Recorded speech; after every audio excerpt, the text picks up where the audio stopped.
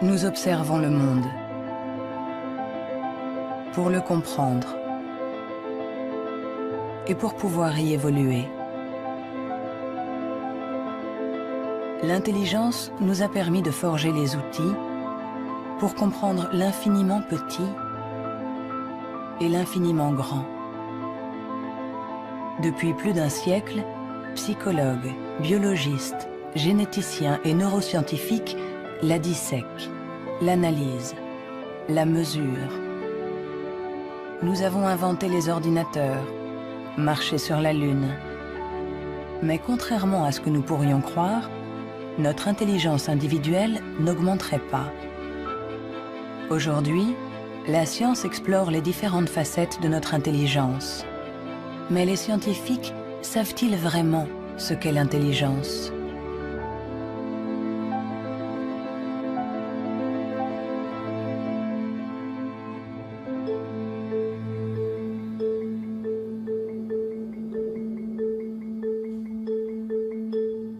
L'intelligence, c'est faire le lien. Assembler différents éléments pour trouver une solution. Pour la comprendre, il faut réussir à la fractionner, en isoler toutes les composantes. Les chercheurs se sont donc penchés sur ces différentes facettes.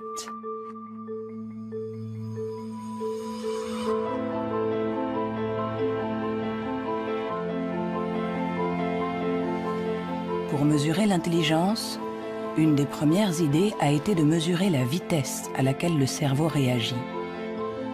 C'est cette méthode que le professeur Teni Januis a utilisée.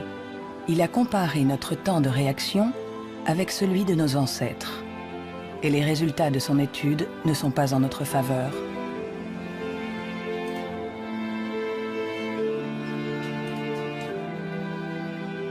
Pour mesurer le temps de réaction, on présente à un sujet une lumière sur un écran et il doit dire, en appuyant le plus vite possible sur un bouton, si elle apparaît à droite ou à gauche. Ce n'est donc pas un réflexe, mais une information simple que notre cerveau doit traiter. Ces études sur le temps de réaction sont très anciennes. Plusieurs d'entre elles ont été faites entre 1860 et 1880 en Grande-Bretagne par Francis Galton, le cousin de Charles Darwin. Il a testé plusieurs milliers de personnes qui étaient représentatives de la population de l'époque. Les gens avaient alors un temps de réaction très rapide. Nous avons donc cherché des études comparables qui auraient été faites durant les 120 dernières années. Et nous en avons trouvé une quinzaine. En les comparant, nous avons pu montrer que durant les 150 dernières années, les gens sont devenus de plus en plus lents.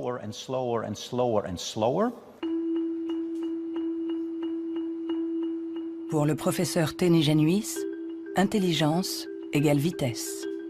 Et notre cerveau mettrait en moyenne 50 millisecondes de plus que celui de nos arrière-grands-parents pour traiter une information simple. 50 millisecondes de plus, ça a l'air ridiculement bref. Mais quand on pense aux milliers de décisions que nous devons prendre chaque jour, si vous êtes un tout petit peu plus lent pour chaque décision, ça peut avoir des conséquences très importantes. Le professeur Teni Januis est convaincu que nous sommes moins intelligents qu'au XIXe siècle.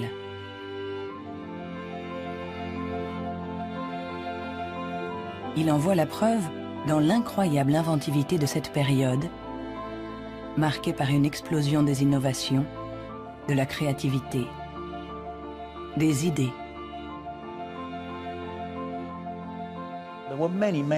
Il y a eu énormément de fantastiques innovations au XIXe siècle.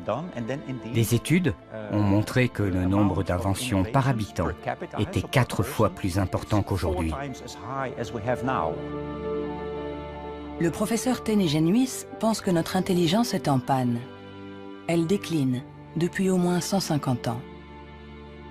Mais au XIXe siècle, Sir Francis Galton pensait déjà que les Anglais étaient bien moins intelligents que les Grecs de l'Antiquité, qui ne manquaient pas d'esprit brillant.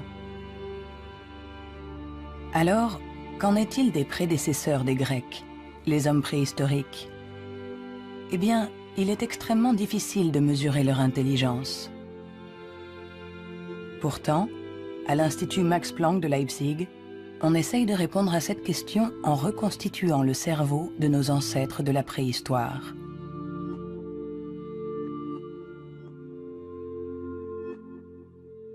La paléoneurologie, c'est une science très frustrante, puisque son objet, j'allais dire, quasiment n'existe pas. On n'a pas de cerveau fossile.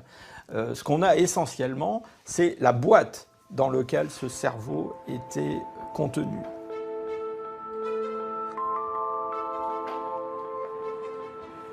En comparant notre cerveau avec celui des hommes préhistoriques, les scientifiques se sont aperçus qu'il y avait des différences. Des différences de forme, mais aussi des différences de taille. Certains hommes préhistoriques avaient un cerveau plus grand que le nôtre.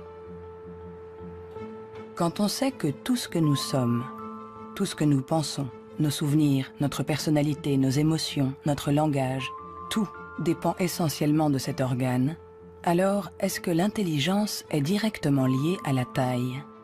Il serait naïf de penser que il n'y a pas de lien entre la taille du cerveau et la complexité des comportements, entre guillemets, l'intelligence. On le voit dans le monde animal, hein, les animaux qui sont les plus intelligents, en particulier les cétacés, certaines formes de dauphins par exemple, sont des formes qui, dans le monde animal, ont de très grands cerveaux, un grand nombre de neurones. On retrouve chez eux quelque chose qui rappelle ce qu'on trouve chez les primates, les grands primates, et chez l'homme. L'évolution a fait croître la taille de notre cerveau pendant 2 millions d'années, pour atteindre son maximum il y a 15 000 ans environ.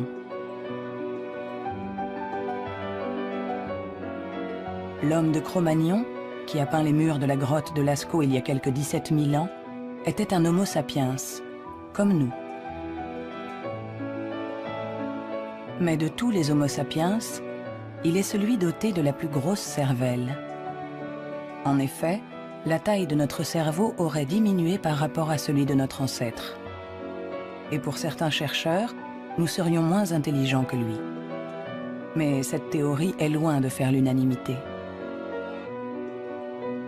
Moi, je ne crois pas qu'il y a une intelligence qu'on peut mesurer avec un centimètre et dire, voilà, il est aussi intelligent, ou il est plus intelligent, ou il est moins intelligent. Un homme de Cro-Magnon, il était intelligent pour être intelligent dans le monde où il vivait, et pas pour être intelligent dans une banque. Si on allait chercher avec la machine à voyager à travers le temps un homme d'il y a 25 000 ans, un Cro-Magnon, qu'on l'amenait aujourd'hui, il s'adapterait au monde dans lequel il aurait à vivre.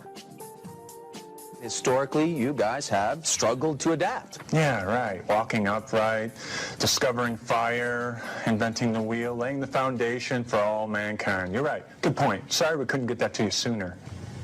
Connie, your reaction? We live in a society where the individual ego and the group dynamic are in constant struggle. Response? Yeah, I have a response. What? Plus intelligent? Moins intelligent? Dès qu'on essaye de mesurer l'intelligence, tout se complique. Et pourtant, nous l'évaluons sans cesse. Dans les universités du monde entier, on enseigne ce qu'est l'intelligence. Et chacun d'entre nous, sans être un spécialiste, la mesure tous les jours. Vous mesurez l'intelligence. Si vous êtes célibataire, que vous allez dans un bar et que vous rencontrez quelqu'un, la chose la plus importante après le physique, c'est l'intelligence. Vous évaluez l'intelligence des gens quand vous parlez avec eux. Sont-ils rapides quand vous leur parlez de quelque chose qu'ils ne connaissent pas? Est-ce qu'ils comprennent? Mesurer l'intelligence en analysant les réponses, en évaluant la pertinence des actions, en comparant les individus. Une méthode qui a donné naissance au seul outil dont nous disposons pour évaluer l'intelligence, le quotient intellectuel, ou QI, inventé par Alfred Binet au début du XXe siècle. Alfred Binet était assez critique vis-à-vis des aliénistes, les psychiatres de l'époque, qui faisait des diagnostics pour juger du retard intellectuel avec des grandes catégories. Il y avait les idiots, ceux qui étaient le degré d'arriération le plus profond, les imbéciles ensuite, et puis les débiles.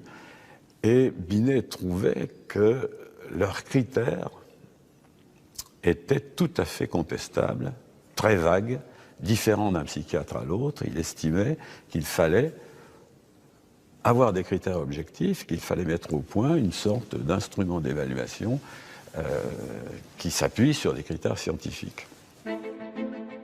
En 1905, le ministère de l'Éducation nationale demande à Alfred Binet de trouver un moyen de détecter les enfants en difficulté scolaire. Il n'avait pas de théorie sur l'intelligence, mais en observant ses filles, il a imaginé qu'on pouvait l'évaluer à partir du raisonnement, de la compréhension, de la mémoire.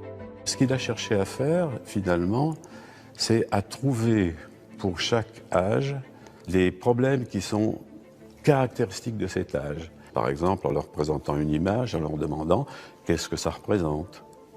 Alors, il avait remarqué que les enfants de 3 ans énumèrent ce qu'il y a dans l'image.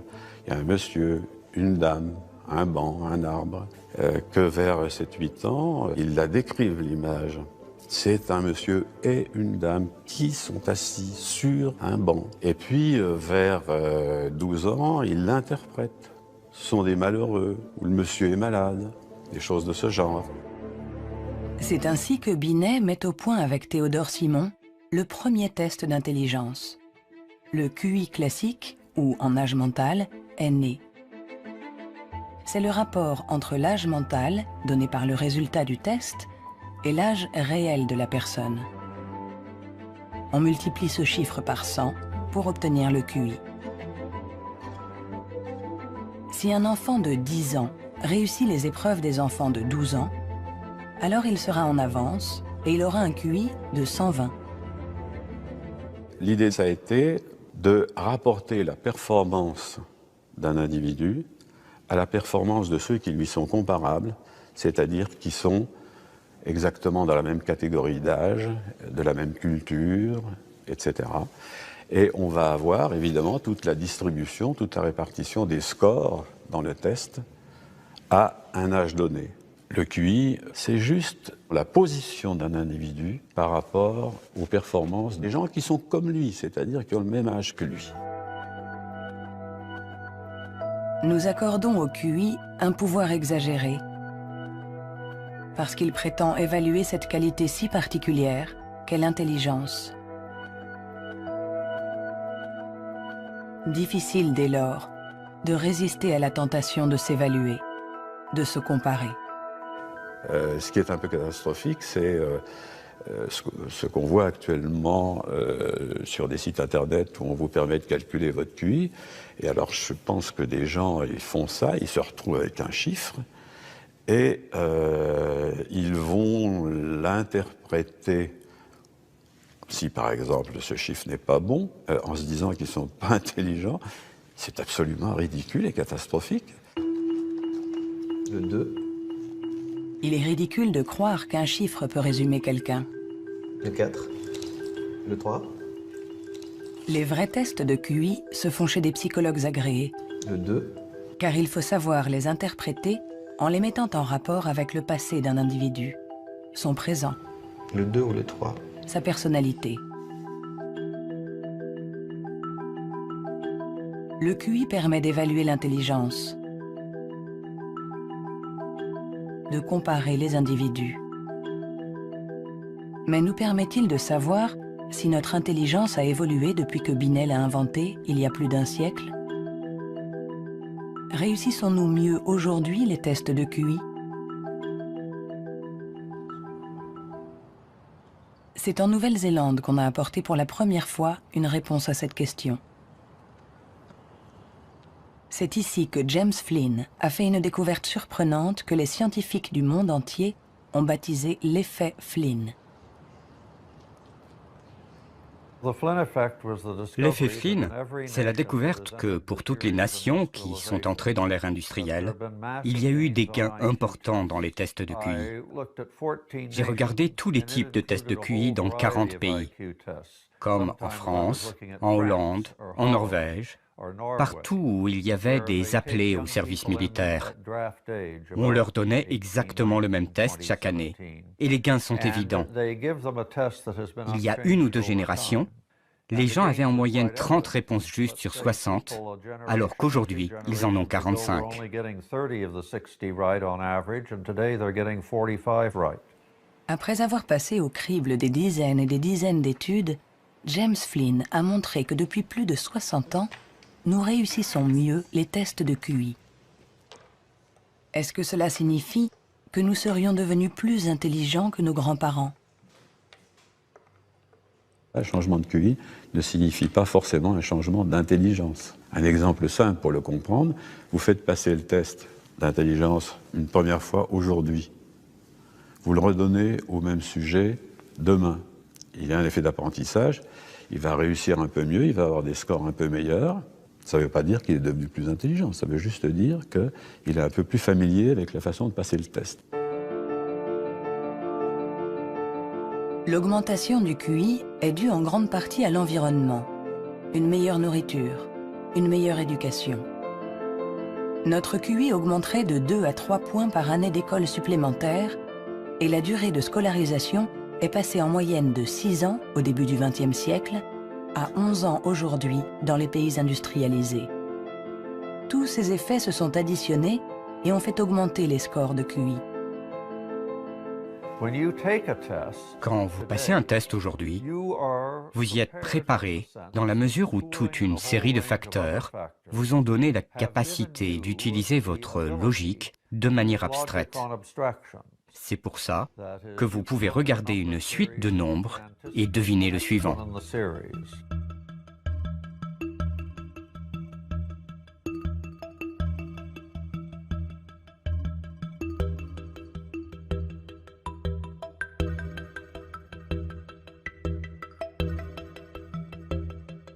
Avec l'intelligence, il ne faut pas se fier aux apparences. De meilleurs scores au test de QI ne nous disent pas que nous serions plus intelligents. Nous sommes juste mieux préparés pour réussir des tests de QI. Notre intelligence est comme un muscle que nous avons entraîné pour en exprimer tout le potentiel. Mais à force de nous entraîner, nous avons peut-être atteint nos limites. Les chiffres le prouvent. Après des décennies d'augmentation, les résultats au test de QI plafonnent. Ils diminuent même dans certains pays, comme l'Angleterre, le Danemark ou la Norvège. L'augmentation du QI est un phénomène qui a duré un siècle. Mais tous les pays vont finir par voir un plafonnement de cette augmentation. L'école a fait le plein. C'est elle qui a offert la capacité de manier des concepts abstraits. Et à moins d'une révolution de la pédagogie, les bénéfices dus à l'école vont plafonner parce que presque tout le monde aujourd'hui est scolarisé.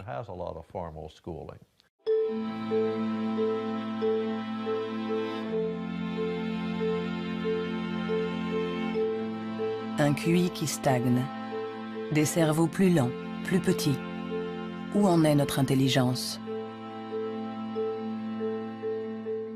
Les premiers outils permettant d'évaluer l'intelligence ont été inventés il y a plus d'1 siècle. On s'inspire toujours des théories imaginées par Sir Francis Galton et Alfred Binet. Mais aujourd'hui, nous pouvons aller plus loin. Plutôt que de mesurer ce que l'intelligence produit, intéressons-nous à l'organe qui produit l'intelligence.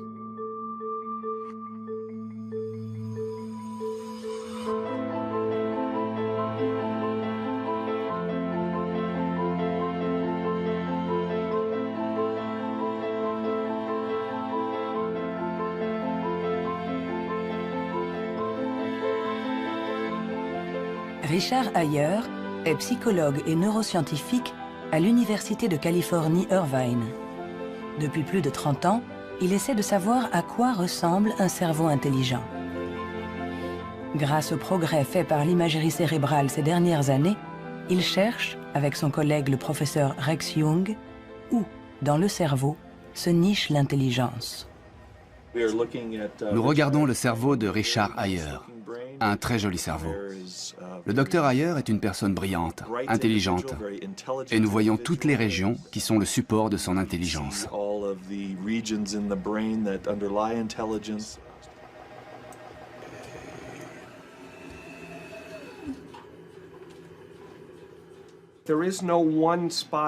Il n'y a pas un endroit dans le cerveau qui soit le centre de l'intelligence.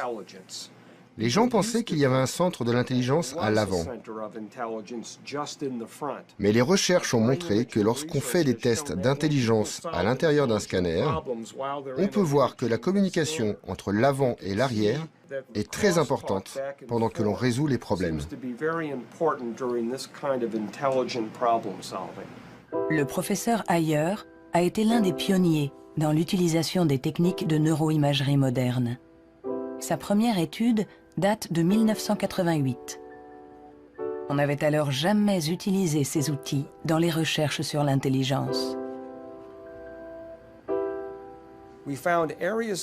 On a trouvé des zones du cerveau qui s'activaient quand les gens passaient des tests d'intelligence. Mais le choc, la surprise, c'était que plus ces zones étaient actives, moins les résultats du test étaient bons. C'était à l'opposé de ce qu'on attendait. À chaque fois qu'en science, on a un résultat à l'opposé, c'est vraiment intéressant.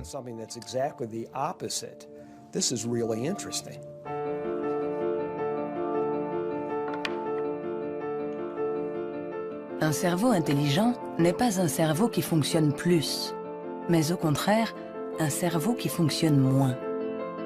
C'est ce qu'on appelle la neuroefficacité. Être intelligent, c'est résoudre un problème en faisant un minimum d'efforts.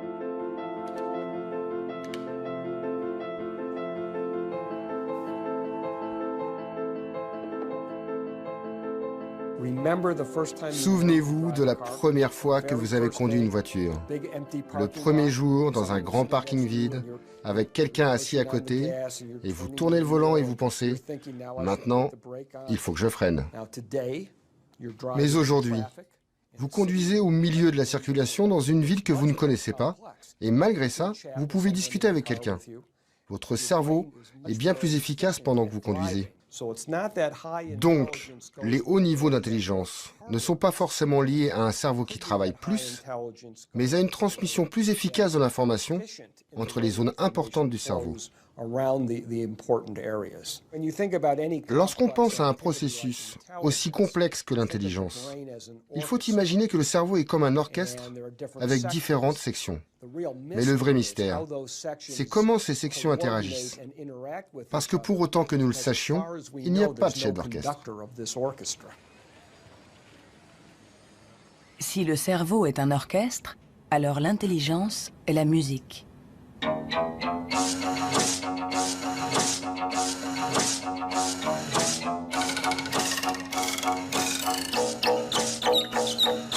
Nous commençons à déchiffrer la partition, mais nous ne savons toujours pas comment les musiciens parviennent à jouer ensemble. À l'université de la Sorbonne, le professeur Olivier Houdet est à la recherche de ce chef d'orchestre. Pour le trouver, il mesure l'activité électrique du cerveau pendant que des enfants résolvent des problèmes. Ce qui l'intéresse, c'est ce qu'il appelle les bugs de l'intelligence. Si vous présentez à un enfant ce dispositif avec 1, 2, 3, 4, 5 babards écartés ou 5 babards resserrés, et vous demandez à l'enfant, y a-t-il le même nombre de babards au-dessus et en dessous, jusqu'à 6-7 ans, tous les enfants du monde vont vous répondre « Ah ben non, il n'y en a pas pareil, il y en a plus là parce que c'est plus long ». Le cerveau de l'enfant est donc piégé par l'intelligence, c'est-à-dire visio-spatiale, selon laquelle longueur est égale à nombre. Dans le cerveau, ça se traduit par le fait qu'on a des chemins neuronaux différents pour résoudre une même tâche.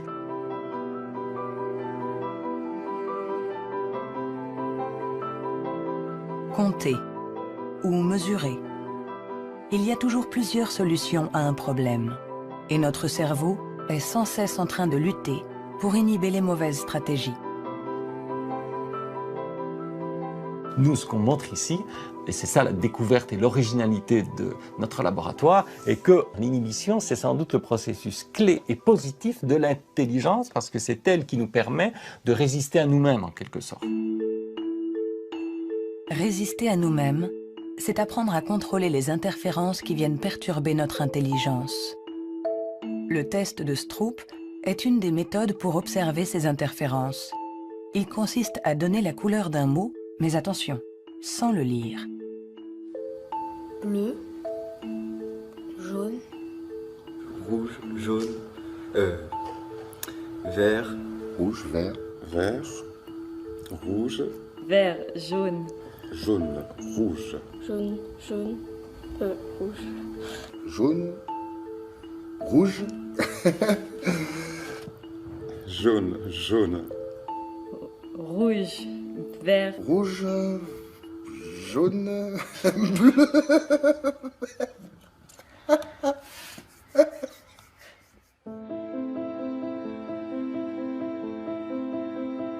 Pour résoudre un problème, nous sollicitons différentes régions du cerveau reliées entre elles, mais qui sont parfois en compétition.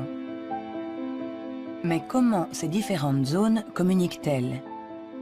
C'est ce à quoi s'intéresse le professeur Douglas Fields à l'Institut national de la santé de Washington.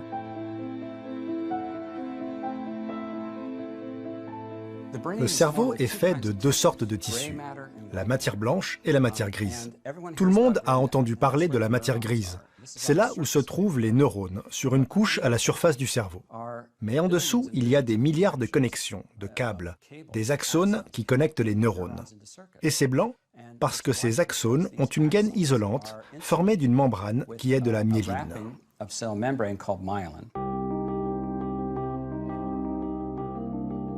La myéline entoure les axones, permettant aux informations de circuler de manière rapide et efficace dans le cerveau.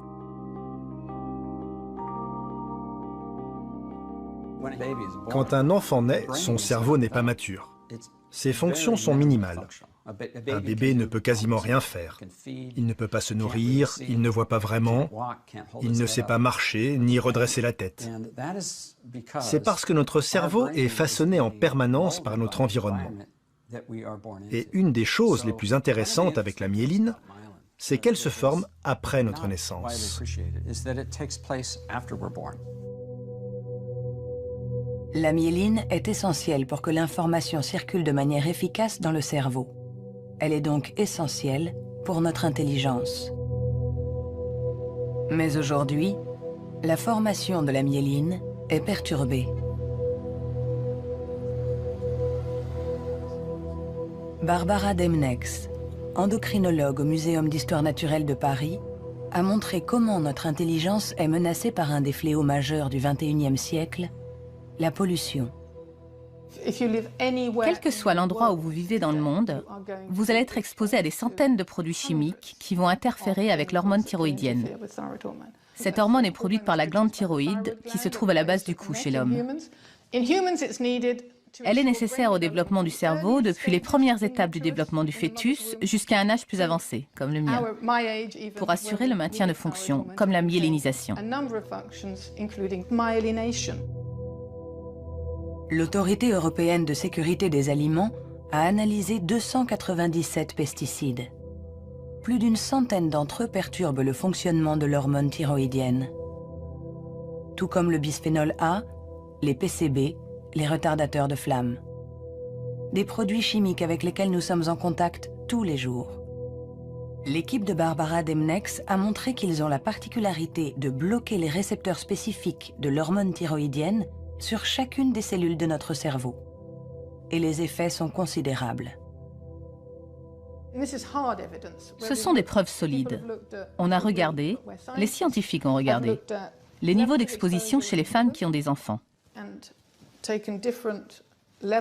On a comparé différents niveaux d'exposition et on a vu que les niveaux les plus élevés étaient associés à une perte de 5 à 6 points de QI chez leurs enfants. C'est vrai que la plupart d'entre nous ne voient pas la différence, mais il est évident que 5 points de QI en moins peuvent faire une grande différence pour votre réussite scolaire ou votre réussite dans la vie. Et le simple fait de le savoir est vraiment troublant pour les parents.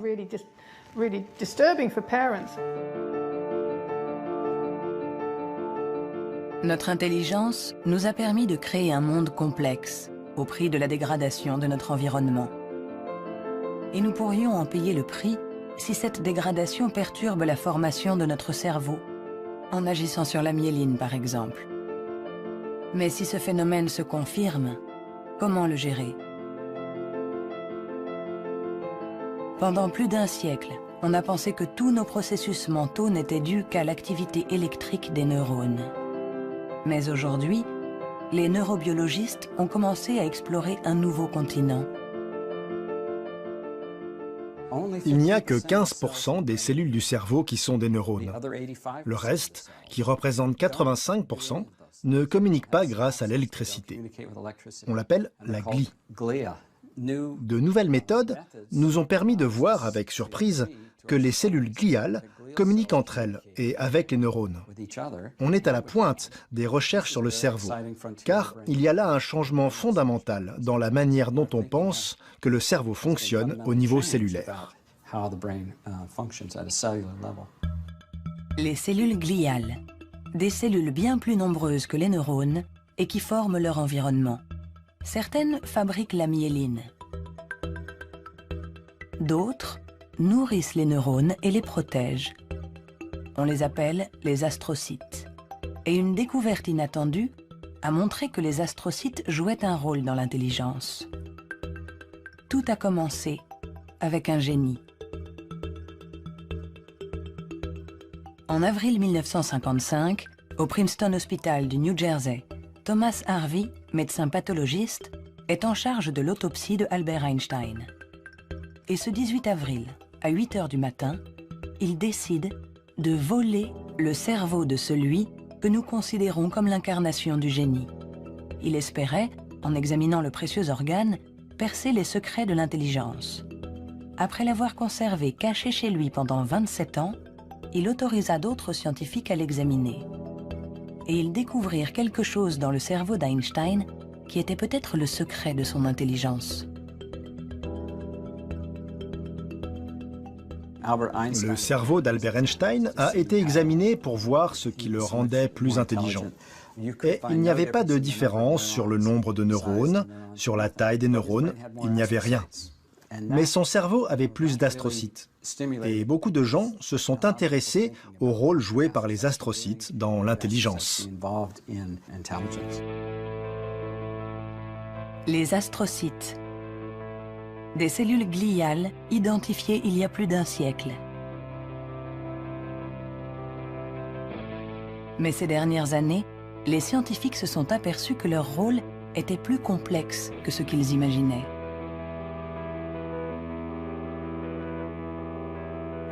Les astrocytes servent à beaucoup de choses. Ils contrôlent les synapses, ils contrôlent le flux sanguin dans le cerveau, ils nourrissent les neurones, ils réagissent aux blessures. Toutes ces choses étaient considérées comme des tâches ménagères faites par les astrocytes dans le cerveau. Et plein de gens ne les prenaient pas au sérieux.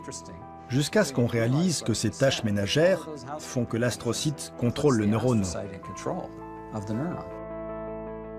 Un astrocyte humain contrôle des centaines de neurones.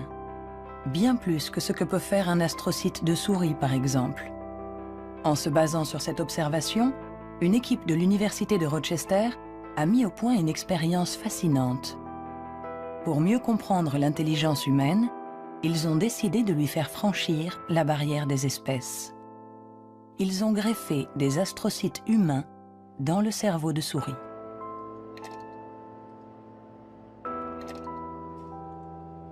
Nous avons effectué des greffes des astrocytes humains chez la souris. Et la greffe, littéralement, envahit tout le cerveau. Quand on regarde, par exemple, à l'âge de 1 mois après la greffe, on voit que la greffe est très discrète à l'endroit presque où on a greffé les cellules. Si on revient 1 an plus tard, tout le cerveau devient greffé. On remplace littéralement toutes les cellules par les cellules humaines. On s'est rendu compte que ces souris sont plus aptes à avoir une meilleure mémoire et un meilleur apprentissage que les souris non greffées. Pour tester les capacités de ces souris au cerveau modifié, les chercheurs les ont placées dans un labyrinthe. Résultat, les souris greffées trouvent la sortie 2 fois plus vite que les souris non greffées. Cette expérience ne laisse plus la place au doute. Les astrocytes contribuent à favoriser la mémoire et l'apprentissage. Ils jouent un rôle clé dans notre intelligence.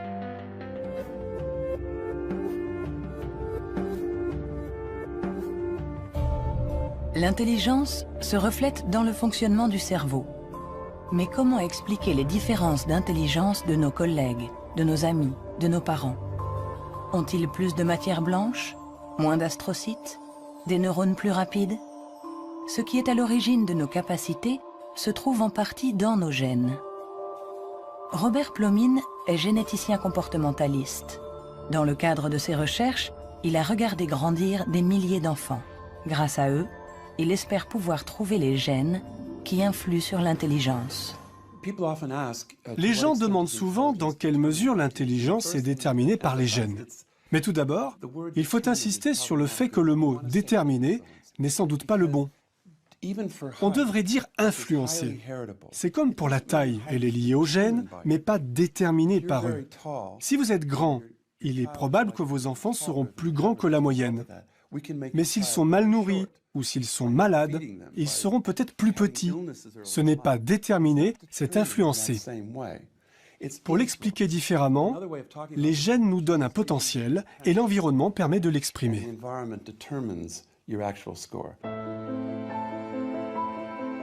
Pour comprendre les relations complexes entre gènes et intelligence, Robert Plomine fait passer des tests à des milliers de jumeaux.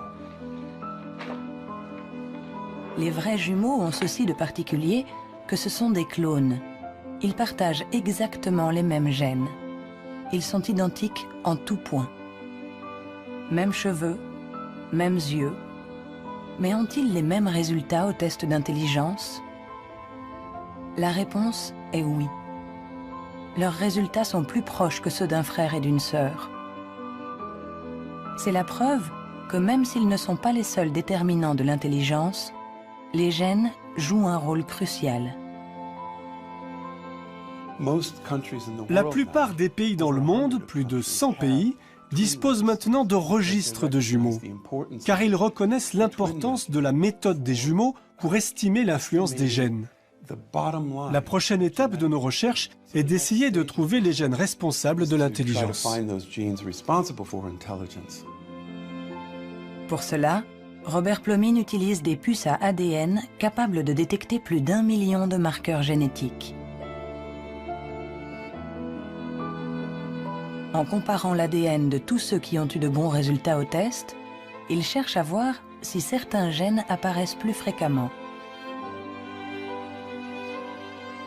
Mais l'identification précise de ces gènes s'est révélée beaucoup plus compliquée que ce qu'il espérait.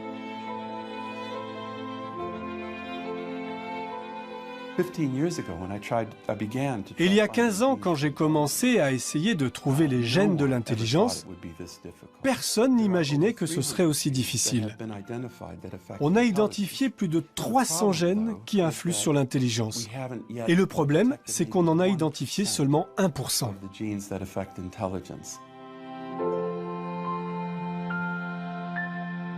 L'intelligence est influencée par l'interaction de plusieurs milliers de gènes.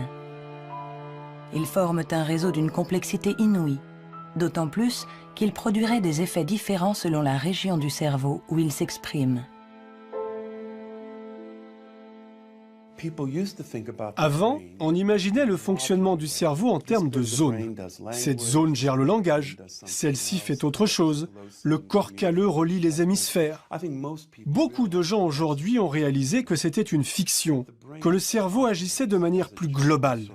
Et si on regarde ça du point de vue génétique, cela rend les choses plus claires, parce que la plupart des gènes qui agissent sur le cerveau affectent beaucoup de régions différentes. Nous avançons pas à pas dans la compréhension de notre intelligence. Les scientifiques affinent les outils pour la mesurer. Mais la question qui se pose est l'usage que nous en ferons.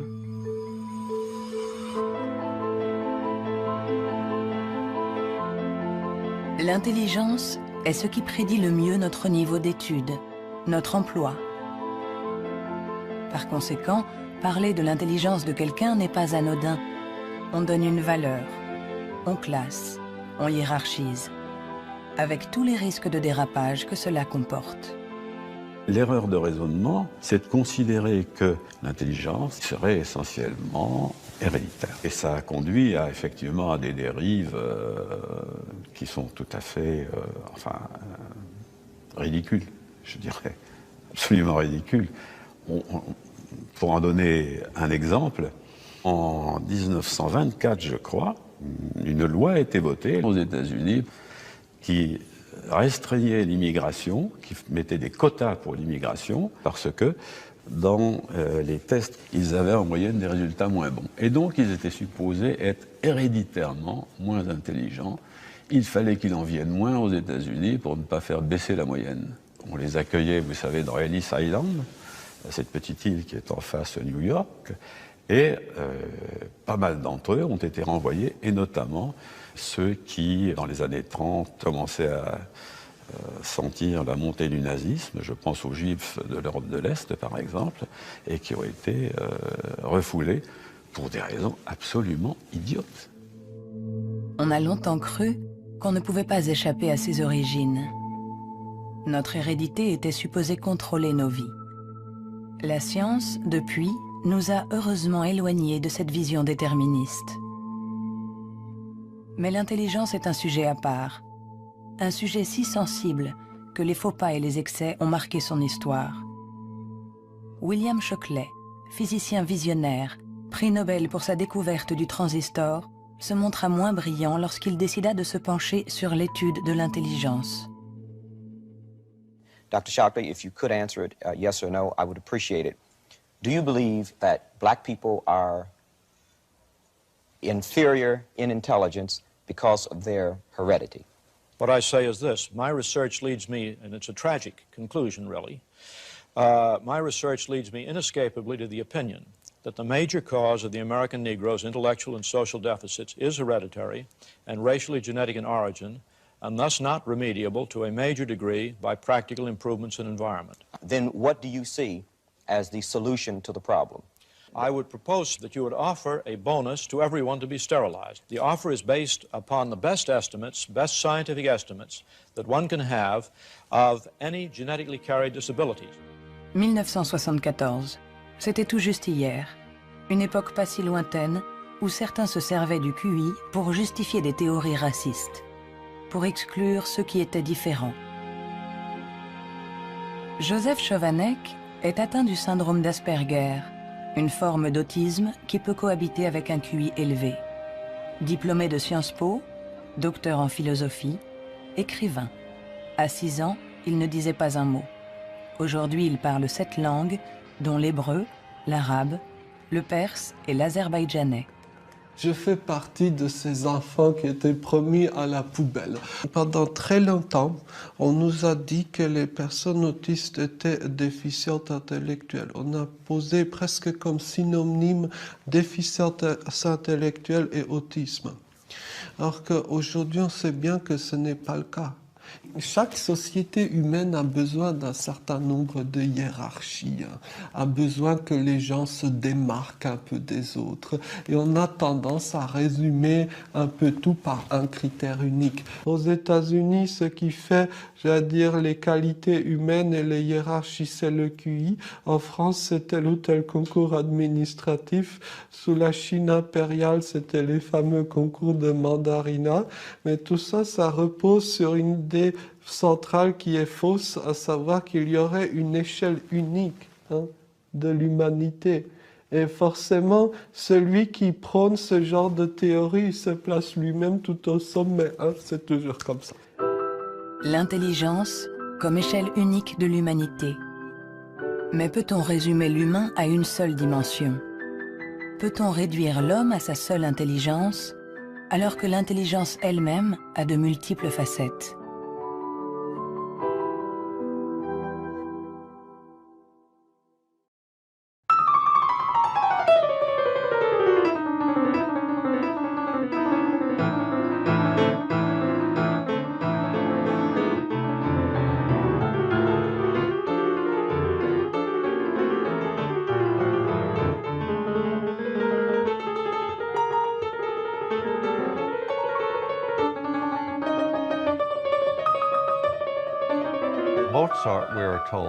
Mozart, dit-on, pouvait avoir à l'esprit une symphonie en entier.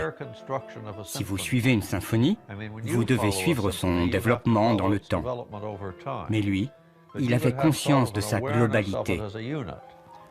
C'est un peu le même niveau de complexité que pour un mathématicien, qui pense à 7 ou 8 formules et voit toutes les connexions possibles entre elles. Alors on peut toujours objecter. Est-ce que l'intelligence musicale est une forme d'intelligence? Ce n'est pas important.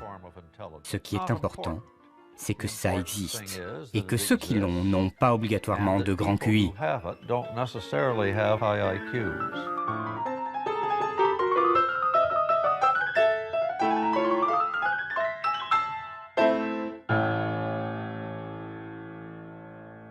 Il y a eu toujours une résistance à considérer qu'il y avait des formes d'intelligence différentes et une espèce de propension à vouloir déterminer un QI général, ce qui voudrait dire qu'on a une intelligence unidimensionnelle, voilà, et vous êtes plus ou moins haut sur cette dimension.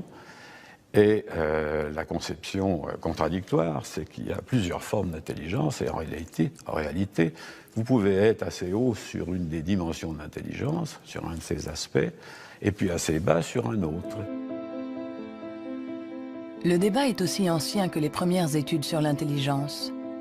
En effet, les scientifiques se sont aperçus que quelle que soit la méthode utilisée, ils n'arrivaient pas à évaluer l'intelligence avec une échelle unique.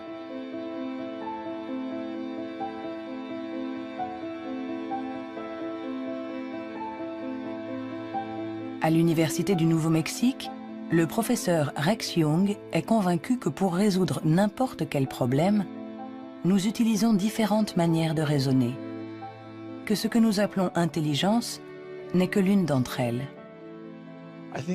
Je pense que la créativité est un autre mode de fonctionnement du cerveau. Je cherche à savoir si elle est différente de l'intelligence. Est-elle similaire? Est-ce que c'est la même chose ou bien est-ce différent? J'en suis arrivé à la conclusion que la créativité est un processus de raisonnement fondamentalement différent.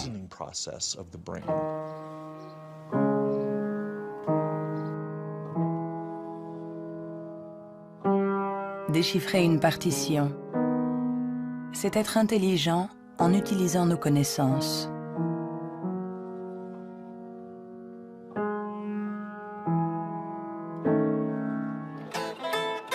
Improviser, c'est être intelligent en inventant, en étant créatif.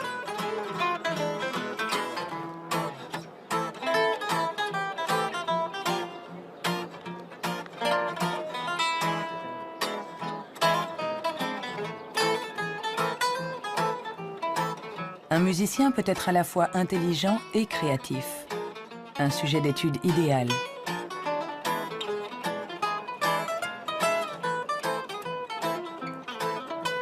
Le professeur Jung a examiné de nombreux cerveaux pour savoir comment intelligence et créativité peuvent cohabiter. Je travaille sur l'hypothèse que ce sont des partenaires et qu'il y a deux réseaux différents dans le cerveau qui coopèrent pour nous permettre de raisonner. L'un est un type de raisonnement intelligent, l'autre est un type de raisonnement créatif. Je pense que les deux sont extrêmement importants. Nous sommes très proches de comprendre comment ils fonctionnent.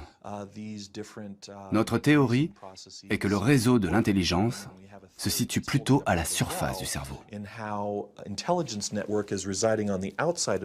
Avec la créativité, les choses sont différentes.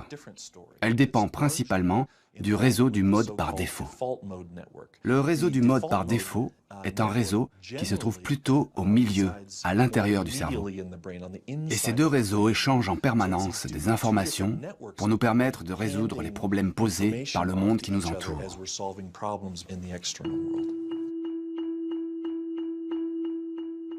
Nous avons tous expérimenté cette sensation d'une idée surgissant de nulle part avec la force de l'évidence.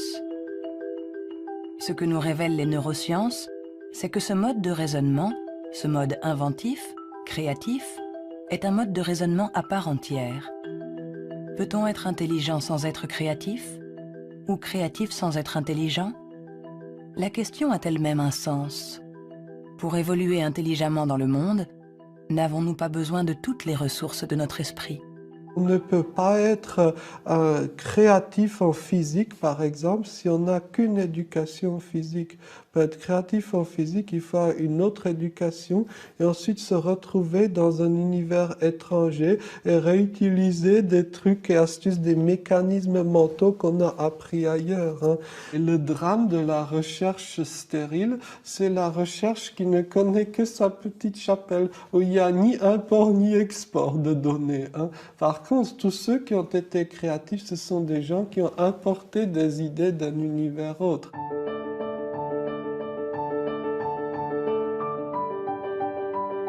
Les liens se tissent, le tableau se dessine. Les scientifiques assemblent petit à petit les différentes composantes de notre intelligence. Mais le monde évolue, et l'intelligence aussi. Notre cerveau est en permanente évolution. Il permet à notre intelligence de s'adapter aux problèmes que nous devons résoudre, aussi multiples et variés que nous pouvons l'être. Quand j'étais enfant, je savais que je ne fonctionnais pas comme les autres. Hein. J'avais cette conscience-là. Cela m'a donné à réfléchir, cela m'a amené à imaginer le monde pluriel. Imaginez le monde où il n'y a pas un seul axe, que ce soit de classement ou de valorisation, mais un grand nombre d'axes. Et je dis, la vraie intelligence du monde, n'est-ce pas de savoir réfléchir de façon plurielle, de savoir prendre en compte plusieurs grilles de compréhension du monde et non pas une seule. Le rôle de la science n'est peut-être pas de dire si nous sommes plus ou moins intelligents que nos voisins ou que nos ancêtres, mais de nous aider à comprendre comment notre cerveau fonctionne. On saura alors non seulement réparer notre intelligence, mais on saura aussi l'améliorer pour tisser des liens entre nous et la diversité de ce qui nous entoure.